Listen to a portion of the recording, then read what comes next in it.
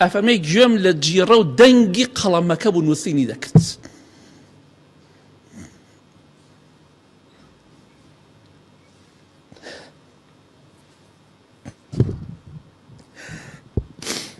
خوای گەورە ئەوەندە پێغەمبەری خوای خۆشویست صلی الله عليه وسلم گوێی لە قەڵەمی خوا بۆ کە نووسینی کردووە، دەنگی کاتێکە لە کاغەزێ لە شتێ دەنووسێ. خوا ئەوە بەرزی کردوتەوە، ئێمەش بە قسەی ناکەین، ئێمەش بێوەفاین بەرامبەری ئەو بۆ ئێمە گریا. خوای گەورە میهرەبان خۆشەویستەکانی خۆی لە پێغەمبەران و لە پیاوچاکان سەلام و ڕەزا و ڕەحمەتی خوایان لێبێ نایەنهێڵێتەوە لە ناو خەم و خەفەت و ئازارا بن. دوای ناخۆشی خۆشی دێ، دوای ناڕەحەتی فەریحیە ئینشاءالله. خوای گەورە خۆشەویستانی خۆی بە خەم و خەفەت و ئازارەوە ناهێڵێتەوە.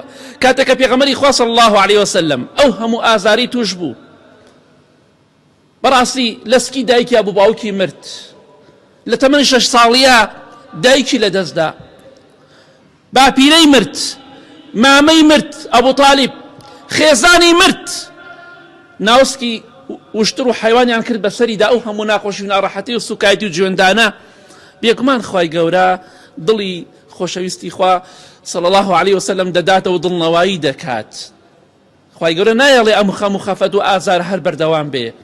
بۆیە خوای گەورە بە ئیسرا و میعراج دڵنەوایی خۆشەویستی خوای کردەوە صلی الله عليه وسلم بۆی خەم و خەفەتی بڕوا.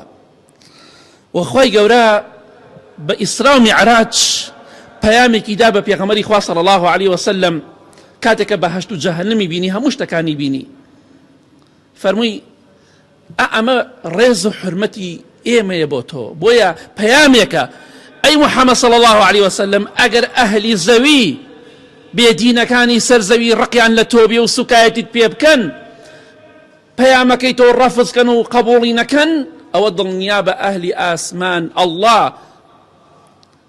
ئەمجا ئەو مەلایکە بەڕێزانەی کە لە ئاسمانەکانن ئەوان تۆیان قبوڵە و ڕێزت لێ دەگرن. خۆشەویستی خوا صلی الله عليه وسلم خوا بە جۆرێک ڕێزی لێگرت گەیاندێ جێگایەک هیچ مەلایکەی پێی نەگەیشتوە تا ئێستا، هیچ پێغەمبەرێکیش پێی نەگەیشتوە سەلامی خوایان لەسەر بێ. خوای گەورە بەرزی کردەوە بۆ سەروی خۆر و مانگ و ئەستێرەکان و هەسارەکان. بۆیە ئەوە گرنگە لای خوا بەرز بی، لای خوا بڵند بی. خەڵکیت پێڵێ لەسەر زەویا با بیڵێ، بینی خۆت و خوا باوەدان بێ، بینی خۆت و خەڵکیش وێران بێ، هیچ کێشەیەکت نەبێ.